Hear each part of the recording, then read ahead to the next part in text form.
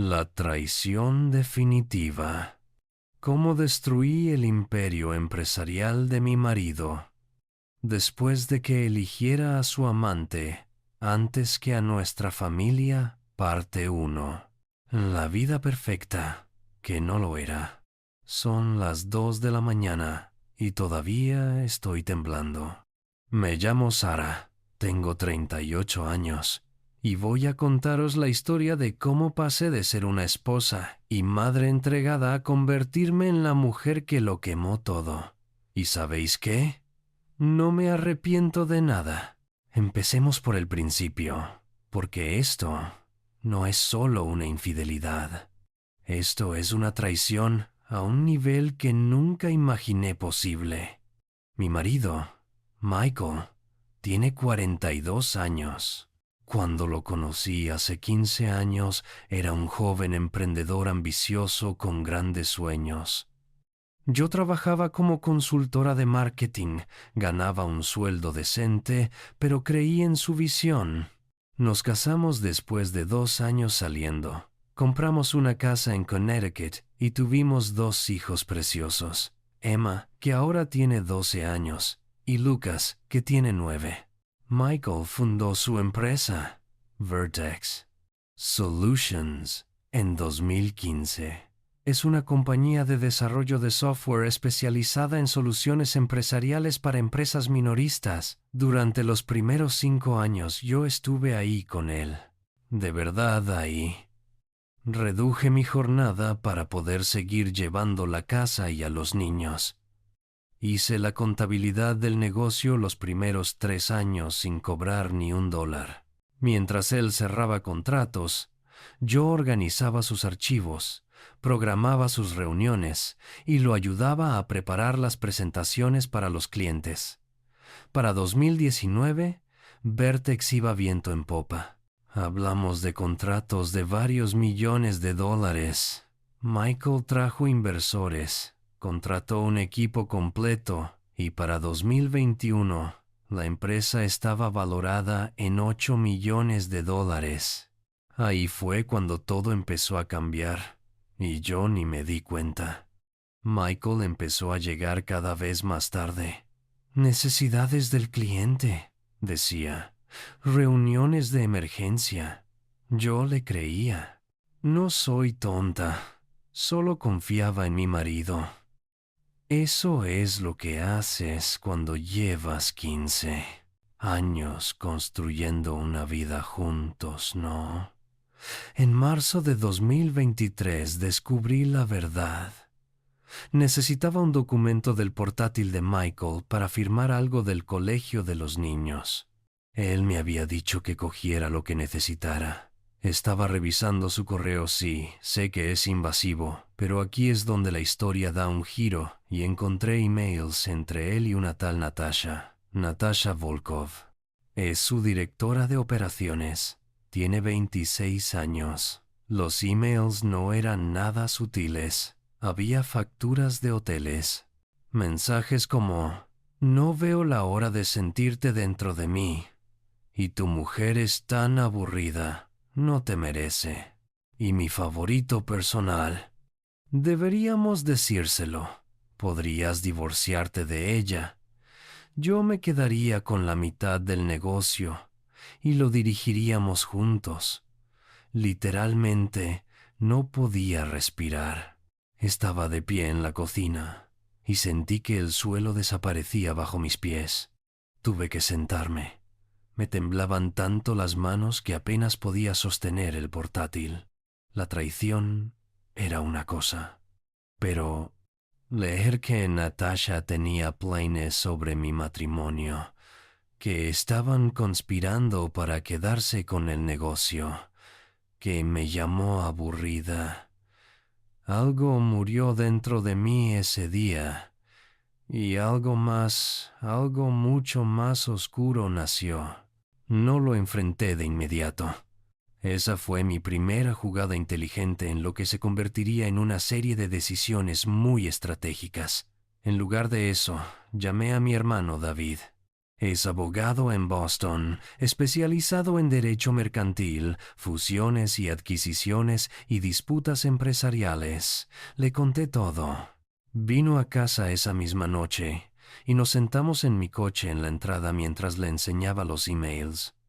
Sara dijo mientras los leía despacio: «Esto es muy grave, muy grave. No solo por la infidelidad. Aquí hay conversaciones sobre fraude. Están hablando literalmente de transferencia fraudulenta de activos». «¿Qué significa eso?», pregunté. «Significa», dijo David, «con cuidado que si Michael intenta hacer lo que están planeando transferir, activos o participaciones de la empresa a Natasha, sería ilegal. Te perjudicaría a ti como esposa y a vuestra familia. Tienes que documentar todo, todo. Y tienes que hablar con un abogado de familia ya mismo». Esa noche no pude dormir. Me acosté al lado de Michael mientras roncaba y tomé una decisión. Iba a proteger a mi familia y iba a asegurarme de que ese cabrón pagara por lo que había hecho. Parte 2. La preparación, la quemadura. A la mañana siguiente, Michael se fue a trabajar como si nada. Me dio un beso de despedida. Ese beso, sabiendo lo que había estado haciendo, casi me hace vomitar, y se marchó a la oficina. En cuanto su coche salió del garaje, llamé a una abogada de familia en Hartford llamada Patricia Chen. La había encontrado en un directorio online. Su web mencionaba divorcios de alto patrimonio y protección de activos empresariales. Conseguimos cita para esa misma tarde. Patricia fue increíble. Una mujer de unos 50 y tantos, directa y sin tonterías. Cuando le conté lo que pasaba, ni se inmutó. Solo empezó a tomar notas. Primero dijo: «Te voy a recomendar que contrates a un contable forense. Antes de presentar la demanda de divorcio o siquiera decirle a tu marido que sabes lo del affair, necesitamos saber exactamente qué activos hay en esa empresa y a dónde está yendo el dinero». «¿Cuánto tardará eso?», pregunté. «Unos meses, tal vez más. Tenemos que ser exhaustivos. Si hay activos ocultos o transferidos, necesitamos documentación. ¿Y si los hay?», pregunté, ya sabiendo la respuesta. «Entonces los perseguiremos sin piedad. Pediremos descubrimiento de documentos. Incluso podríamos involucrar a la SEC si hay fraude. Tu marido podría enfrentarse a consecuencias legales graves más allá del acuerdo de divorcio».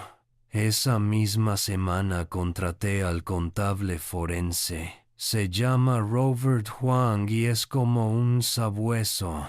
Necesitaba acceso a extractos bancarios, registros de la extractos de empresa, tarjetas de crédito, todo. Yo se lo conseguí. Michael no tenía ni idea. Tenía sus contraseñas anotadas en una libreta que guardaba escondida en el armario, detrás de un panel suelto que había estado ahí desde que nos mudamos. Durante 3 meses interpreté el papel de esposa perfecta. Cociné, sonreí, tuve sexo con él. Dios, eso fue duro. Pero Patricia me aconsejó mantener la normalidad para que no sospechara nada. Michael estaba en el 7º cielo, totalmente ajeno. Mientras tanto, la investigación de Robert estaba revelando cosas muy interesantes. Michael había abierto una cuenta bancaria secundaria en noviembre de 2022, justo cuando probablemente empezó a acostarse con Natasha. En 6 meses había transferido $387,000 a esa cuenta. Las transferencias aparecían como honorarios de consultoría y contratos de servicios. Pero cuando Robert investigó más a fondo, los consultores y proveedores no existían. Y eso no era todo. Michael había pedido un préstamo empresarial contra los activos de Vertex, $2 millones y uno. 2 millones habían ido a parar a la cuenta secundaria. Sarah, me dijo Robert al presentarme sus hallazgos, tu marido está cometiendo fraude. Está ocultando activos. Y según los emails que me mostró tu abogada, podría estar planeando cometer fraude matrimonial transfiriendo activos de la empresa a otra persona antes del acuerdo de divorcio. Sentí que me apretaban el pecho. ¿Qué hacemos? Documentamos todo. Sacamos copia de todo. Extractos, documentos del préstamo, comunicaciones. Los vamos a necesitar para el divorcio y posiblemente para cargos penales. Cargos penales. Las palabras resonaron en mi cabeza.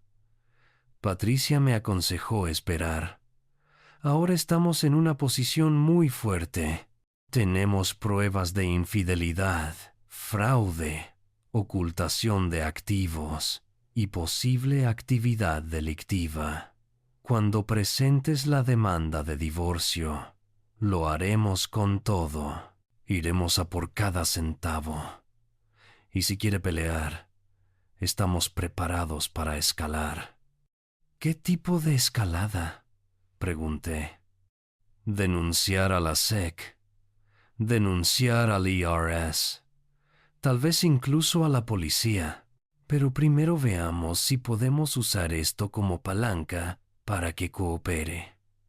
Parte 3. El enfrentamiento. Para junio de 2023. Tenía una montaña de pruebas. El informe completo de Robert. Miles de emails y mensajes. Extractos bancarios. Lo tenía todo. Patricia me aconsejó presentar la demanda de divorcio, pero antes sugirió intentar una última negociación. A veces dijo, cuando alguien sabe que lo han pillado, hace un trato. Es más rápido, más barato y evitas el juicio. Pero tenemos que enseñarle que vamos en serio. Así que contraté a un detective privado. Sé que suena de locos, pero quería pruebas físicas irrefutables. El detective siguió a Michael y Natasha durante 2 semanas. Los fotografió saliendo de hoteles. Grabó vídeos de ellos besándose en el coche de Michael en un parking. Tenía fechas, horas y documentación de todo. Imprimí las fotos y las metí en un sobre. El 15 de junio de 2023 le dije a Michael que necesitaba hablar con él. Le pedí que viniera pronto a casa. Llegó a las 5 de la tarde, seguramente esperando cena o sexo sabiendo cómo es. Probablemente le había dicho a Natasha por mensaje que se escaparía esa noche. Nos sentamos en el salón. Los niños estaban en casa de mi madre. Solo estábamos nosotros dos. No grité, no lloré. Estaba extrañamente tranquila. Michael, necesito que mires una cosa. Le entregué el sobre. Lo abrió y vi cómo su cara pasaba de la confusión al pálido y al terror absoluto en unos 3 segundos. Sara, yo puedo... No dije en voz baja. No me mientas más. Sé lo de Natasha. Sé lo del dinero. Sé lo de las cuentas ocultas. Sé lo del préstamo. Lo sé todo. Se levantó y empezó a caminar de un lado a otro. No es lo que piensas. Es exactamente lo que pienso. Has estado robando a tu propia empresa. Has estado planeando cometer fraude. Has estado planeando dejarme por una niña de 26 años que me odia. Así que esto es lo que va a pasar. Saqué una carta de Patricia Chen. Era una propuesta de acuerdo. La cara de Michael se puso aún más blanca mientras la leía. Esta es mi propuesta inicial, dije. Tienes 48 horas para que tu abogado la revise y responda. Si no la aceptas, presentaré la demanda de divorcio y perseguiré todas las vías legales a mi alcance, incluida denunciar tus delitos financieros a la SEC y al IRS. ¿Entiendes? Michael se sentó. Parecía que iba a vomitar. Sara, por favor. Cometí un error. Nunca quise. ¿Nunca quisiste qué? ¿Nunca quisiste traicionarme durante 15 años? ¿Nunca quisiste ocultar millones de dólares? ¿Nunca quisiste planear tu huida con una chica que tiene más edad cercana a la de nuestra hija que a la tuya? ¿Nunca quisiste que te mareara? ¿Pillaran? Mi voz temblaba ahora. Sentía años de resentimiento saliendo a borbotones. Renuncié a mi carrera por ti, construí tu negocio, hice que tu empresa tuviera éxito, ¿y así es como me lo pagas? Michael empezó a llorar. Lágrimas de verdad corrían por su cara. Lo siento mucho. Lo siento mucho. No sé en qué estaba pensando. Estaba teniendo una crisis de mediana edad y ella... Me da igual, dije. Y lo dije en serio. No necesito tu disculpa. Necesito que firmes los papeles. Parte 4. La estrategia empresarial. El juego largo. Aquí es donde la cosa se pone interesante. El abogado de Michael, un tipo poderoso llamado Richard Sterling, revisó nuestra propuesta y, obviamente, la rechazó. Envió una contraoferta que era un insulto absoluto. Michael me ofrecía $200,000 y custodia compartida. Quería quedarse con el 85% de Vertex Solutions. Patricia y yo miramos esa contraoferta y las dos empezamos a reírnos. Vale, dijo Patricia. ¿Quiere jugar duro? Pues juguemos duro. Ahí tomé una decisión que algunos dirán que fue excesiva, pero os juro que la mantengo al 100%. ¿Recordáis que Michael me dijo que yo hice la contabilidad de Vertex los primeros 3 años? Que estuve en todas las reuniones con inversores, que ayudé a crear el pitch deck y el plan de negocio original. Pues hice algo muy inteligente en 2015 que Michael había olvidado por completo. Conservé una participación del 3% en la empresa. Fue algo que recomendó el primer asesor empresarial de Michael, por continuidad y motivos legales o lo que fuera. Michael nunca pensó en ello. Simplemente estaba ahí, en los estatutos sociales, mi nombre, 3% de una empresa valorada en $8 millones. Eso eran $240,000 en acciones completamente separados del acuerdo de divorcio. Llamé a Patricia inmediatamente. Patricia, ¿y si te digo que tengo participaciones en Vertex? Silencio largo al teléfono. ¿Hablas en serio? ¿Sara? Completamente en serio. Tengo el 3% de propiedad. Está en los estatutos de 2015. Dios mío. Dios mío. Vale, no se lo digas a nadie todavía. ¿Tienes documentación? Todo. Los estatutos originales. Las actas societarias. Sara, escúchame muy bien. Esto lo cambia todo. Esto nos da una palanca brutal. Esto es lo que hicimos. Presentamos la demanda de divorcio, pero también presentamos lo que se llama una demanda derivada contra Michael y Natasha. Una demanda derivada es cuando un accionista demanda en nombre de la empresa por acciones que dañan el valor de la compañía o implican fraude. Yo demandaba a Michael y Natasha por incumplimiento del deber fiduciario, fraude, robo de activos de la empresa, enriquecimiento injusto. La demanda alegaba que Michael había estado desviando dinero de la empresa a cuentas ocultas y que Natasha, como cómplice y subordinada, había ayudado a facilitar el fraude. Patricia también presentó una moción para congelar los activos de Michael hasta el juicio de divorcio. Eso significaba que no podía tocar los 2 millones que había escondido, ni un centavo. Michael perdió la cabeza por completo. Me llamó gritando: ¿Qué estás haciendo? Vas a destruir la empresa. Vas a destruir mi carrera. No, dije tranquila. Eso ya lo hiciste tú. Yo solo me aseguro de que enfrentes las consecuencias. Estás siendo irracional. Esto es una locura. Podemos solucionarlo. Michael, cometiste fraude. Cometiste adulterio. Traicionaste a nuestra familia. No hay nada que solucionar. Nos vemos en el juzgado. Colgué. Parte 5. El contraataque, su error.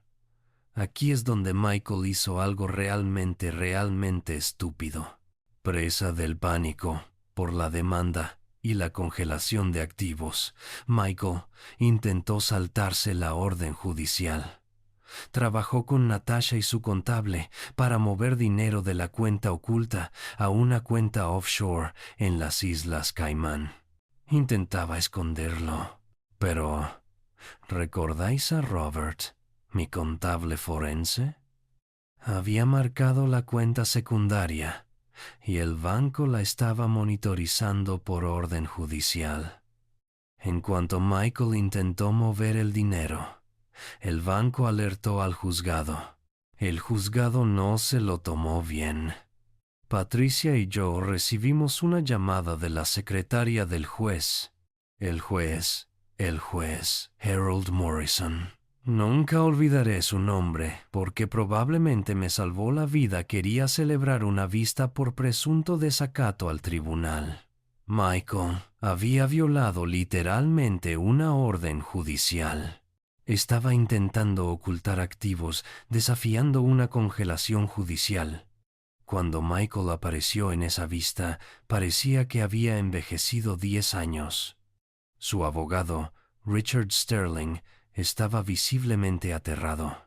El fiscal, porque sí, el Estado ya se había involucrado por las acusaciones de fraude, presentó pruebas del intento de transferencia offshore.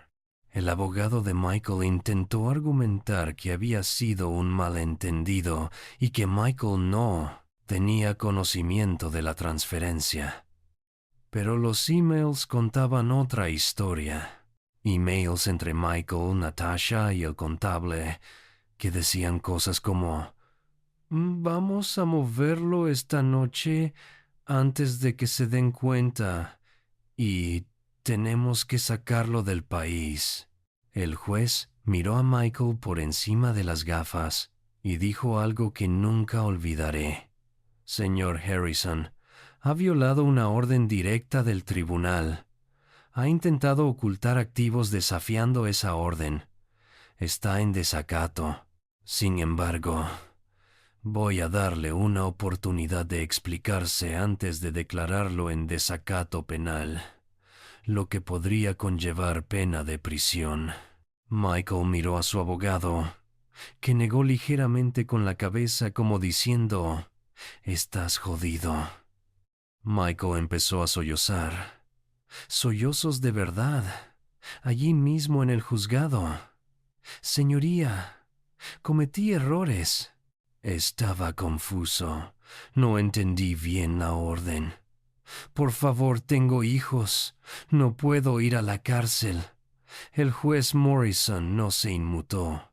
Sus hijos tienen una madre, y según lo que estoy leyendo en estos documentos, su madre parece mucho más preocupada por su bienestar que usted.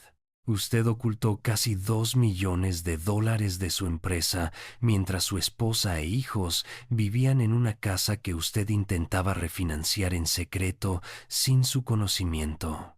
Intentó cometer fraude y cuando lo pillaron, intentó ocultar activos en el extranjero. El juez hizo una pausa y miró al fiscal del estado. Remito este caso al fiscal de distrito para posibles cargos penales. Mientras tanto, congelo todos sus activos personales, además de los empresariales. No moverá ni $1 a ningún sitio sin permiso por escrito de este tribunal. ¿Me entiende? Sí, señoría, susurró Michael. La cara de Michael al oír esas palabras. Sentí una pequeña satisfacción. No exactamente venganza, pero justicia. Por fin. Parte 6. El golpe final. El plan de venganza. Pero esperad. La historia aún no ha terminado. Mientras todo esto pasaba con Michael, algo más estaba ocurriendo en Nine. Michael, Vertex Solutions, que nosotros habíamos puesto en marcha. Patricia y yo teníamos una teoría. Pensábamos que si conseguíamos convencer al Consejo de Inversores de destituir a Michael como CEO mientras duraba la investigación por fraude, podríamos proteger el valor de la empresa y también posicionarme a mí como accionista para tener una influencia significativa en la gestión.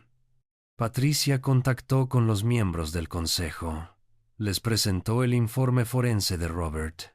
Les mostró las acusaciones de fraude. Les mostró el intento de transferencia offshore.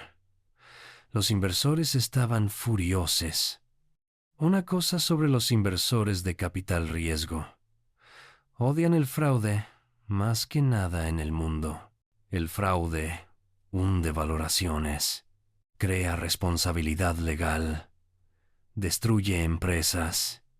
Y Michael lo había estado cometiendo. El Consejo convocó una reunión de emergencia el 2 de julio de 2023. Michael no fue invitado. Me invitaron a mí. Entré en esa sala de juntas. Patricia venía conmigo y me senté frente a 3 inversores de capital riesgo y la presidenta del consejo, una mujer llamada Linda Torres que estaba desde la ronda Serie A. Sara, dijo Linda, hemos revisado el informe de contabilidad forense y las acusaciones contra Michael. También hemos revisado tu participación accionarial. Como la otra accionista significativa de esta empresa, queríamos hablar contigo antes de tomar decisiones sobre el gobierno corporativo. Patricia me apretó suavemente el brazo. Esto estaba pasando. Estamos considerando destituir a Michael de su puesto de CEO, continuó Linda. Nos preocupa que sus acciones representen un incumplimiento del deber fiduciario hacia la empresa y hacia los inversores. Sin embargo, necesitamos saber, si damos este paso, ¿cooperarás en una transición suave? ¿O nos enfrentamos a una larga batalla legal? Respiré hondo. Cooperaré, dije. Pero tengo 2 condiciones. ¿Cuáles? Primero, Natasha Volkov es despedida con efecto inmediato. No solo es cómplice del fraude de Michael, también es un riesgo reputacional para la empresa. Segundo, quiero participar en la transición. Quiero un asiento en el consejo y quiero ayudar a dirigir la empresa durante este periodo para preservar su valor. Linda miró a los demás inversores. Cada uno asintió ligeramente. Aceptable, dijo Linda. Procederemos con la destitución de Michael y Natasha con efecto mañana por la mañana. Emitiremos un comunicado de prensa sobre cambios en la dirección por motivos personales. El abogado general de la empresa se encargará de los despidos, y yo empezaré inmediatamente, dije. ayudando a gestionar las relaciones con clientes y asegurándome de que esta transición no dañe el negocio. Estaba temblando cuando salí de esa sala. Acababa de pasar de ser una esposa traicionada a convertirme en miembro del consejo y copropietaria de una empresa de $8 millones. Parte 7. El efecto dominó. La venganza nuclear. A la mañana siguiente, Michael llegó a su oficina a las 8 como siempre.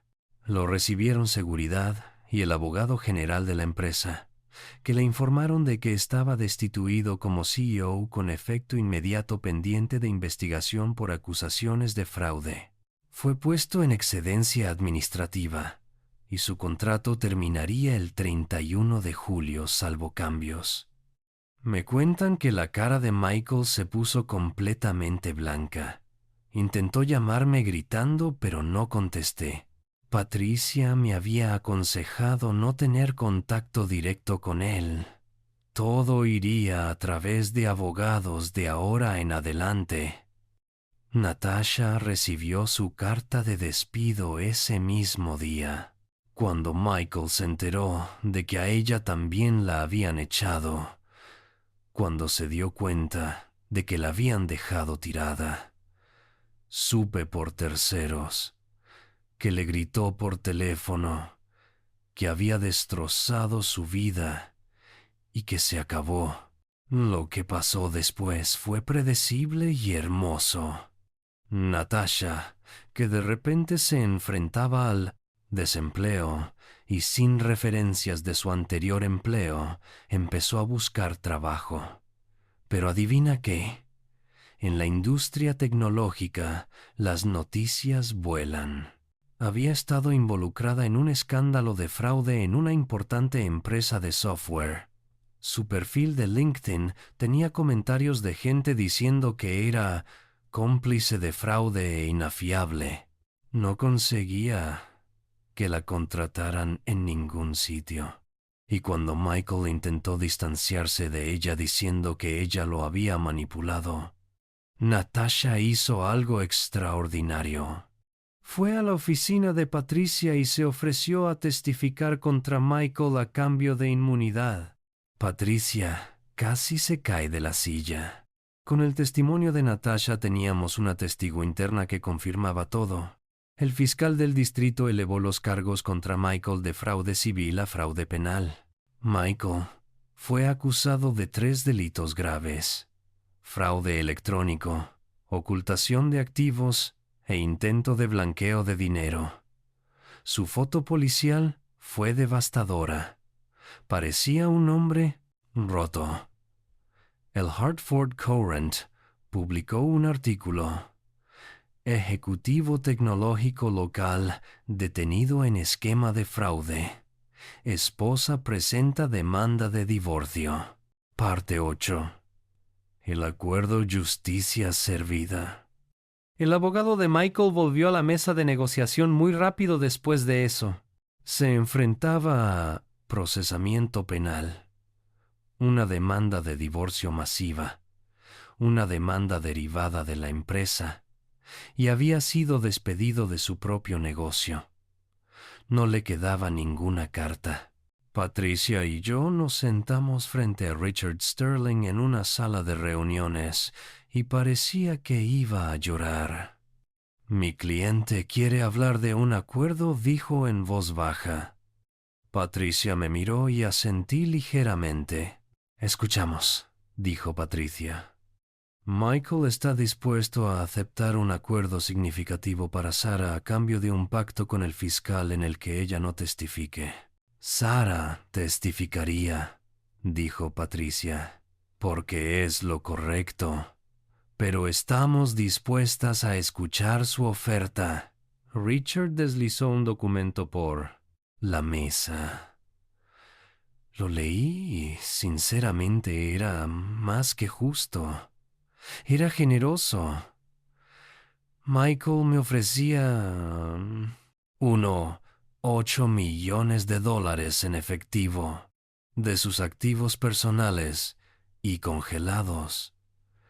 El 20% de las acciones de Vertex Solutions valoradas en aproximadamente 1,6 millones según la última custodia total de Emma y Lucas. Yo iba a pedirla de todos modos, pero él la cedía.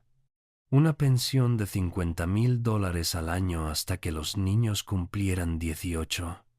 Pagaría toda la educación universitaria de los niños. Pagaría manutención de $10,000 al mes durante 10 años. Sumando todo, el acuerdo rondaba los 3-4 millones de dólares, más apoyo continuo. Patricia me miró. Es una buena oferta. Yo la aceptaría. Una cosa más, le dije a Richard. Michael tiene que firmar una declaración admitiendo la infidelidad y el fraude. No será pública, pero la necesito por escrito y notariada para mis archivos. Y tiene que asistir a terapia familiar conmigo y los niños por su bien. Richard pareció incómodo. Se lo preguntaré. Michael aceptó todo. El divorcio se finalizó el 15 de noviembre de 2023, solo 4 meses después de que descubriera los emails. Parte 9. Las consecuencias que pasó con cada uno. Os cuento qué pasó con todos después de esto. Michael aceptó un pacto con el fiscal. Se declaró culpable de un cargo de fraude electrónico y acordó cooperar en la investigación. Su sentencia quedó en suspenso y está en libertad condicional. Tuvo que pagar $600,000 de restitución a Vertex Solutions. Ahora trabaja como consultor técnico en una empresa de Filadelfia, no en puesto directivo, solo como técnico. Gana unos $120,000 al año, nada que ver con lo que ganaba antes. Ve a Emma y Lucas un fin de semana de cada 2 y su relación con ellos es distante en el mejor de los casos. Emma me ha dicho varias veces que no confía en él, y Lucas apenas le habla. Michael intentó hacerse la víctima con ellos, diciendo que su madre le quitó la empresa y le salió mal. Los 2 niños ahora entienden lo que hizo y han elegido mantener distancia. Eso no es cosa mía, es consecuencia de sus actos. Natasha, tras testificar contra Michael, quedó prácticamente vetada en la industria tecnológica. Trabajó un tiempo en una cadena de tiendas, haciendo tareas administrativas por unos $35,000 al año. Lo último que supe es que volvió a Rusia. Ya casi ni pienso en ella. Fue cómplice de los delitos de Michael y pagó el precio. Vertex Solutions. Con Michael y Natasha fuera y conmigo ayudando en la transición, la empresa prosperó de verdad. Trajimos a una nueva CEO, la doctora Rachel Kim, que antes trabajaba en Google, y bajo su liderazgo el valor de Vertex subió a 12 millones en 2 años. Los inversores estaban encantados. Y yo, como miembro del consejo y accionista, también prosperaba. Volví a trabajar como consultora a media jornada, pero esta vez construía mi propio sueño. Monté mi propia agencia de marketing y ahora gano unos $150,000 al año y soy propietaria de una parte de una empresa valiosa. Soy financieramente independiente. No necesito la pensión de Michael. No necesito nada de él. Mis hijos. Emma y Lucas fueron a terapia para procesar lo ocurrido. Fue duro para ellos, y no voy a fingir que el divorcio no les afectó. Pero también aprendieron algo muy importante, que su madre no acepta traiciones. Aprendieron que las consecuencias son reales. Y aprendieron que defenderse no es ser rencoroso, es tener autorrespeto. Emma tiene ahora 14 años y me ha dicho que verme manejar la situación le dio confianza para enfrentar cosas difíciles. Lucas, que tiene 11, me preguntó el mes pasado si estoy orgullosa de cómo manejé todo. Le dije que estoy orgullosa de haber protegido a nuestra familia, orgullosa de no haberme derrumbado y orgullosa de haberle hecho frente con la verdad. Yo estoy feliz, genuinamente feliz. Tras 3 años de terapia de pareja, hasta que dejó de tener sentido, y terapia individual, he reconstruido mi vida. Estoy saliendo con alguien nuevo. Se llama David. No, mi hermano, que es pediatra. Es amable, honesto y sobre todo me respeta. Tengo seguridad financiera. Tengo a mis hijos. Tengo mi carrera. Y lo más importante, he recuperado mi autoestima. ¿Cambiaría lo que hice? Algunos dirán que fui excesiva, que debería haber aceptado un divorcio normal y seguir adelante, pero yo no lo creo. Michael no solo me fue infiel, cometió fraude, planeaba ocultar activos a su familia, planeaba cometer fraude matrimonial, robaba, y no me arrepiento ni un segundo de haber hecho que enfrentara las consecuencias. Parte 10. ¿La reflexión fui yo la mala? Quizás estáis leyendo esto y os preguntáis, ¿fue ella la mala? Algunos dirán que sí, que fui vengativa, que fui excesiva, que debería haber tomado el camino fácil y seguir con mi vida, que perseguir cargos penales fue demasiado, que intenté destruirlo, pero esta es mi respuesta. Yo no cometí fraude. Lo hizo Michael. Yo no oculté activos. Lo hizo Michael. Yo no planeé cometer fraude matrimonial. Lo hizo Michael. Yo no fui infiel. Lo fue Michael. Todo lo que hice fue responder de forma proporcional a sus actos. Contraté a una abogada. Contraté a un contable. Reuní pruebas. Presenté hechos a las autoridades correspondientes. Usé la palanca que legalmente tenía mi participación accionarial para proteger mis intereses. ¿Estaba enfadada? Sí. ¿Fui un poco vengativa? Tal vez. ¿Estuve equivocada? No lo creo. Y esto es lo que la gente no entiende de estas situaciones. A veces ser la buena persona que deja pasar las cosas solo enseña que pueden volver a hacerlo. Michael nunca en su vida había enfrentado consecuencias reales hasta que llegué yo. Sus padres lo sacaban de todos los líos de pequeño. Había pasado por la vida con carisma y suerte, y pensó que podía hacer lo mismo esta vez. No pudo, porque yo no se lo permití. Creo que ha aprendido la lección. Sinceramente no lo sé, pero sé que ha perdido mucho. Su empresa, su reputación, el respeto de sus hijos, su libertad sigue incondicional, su dinero.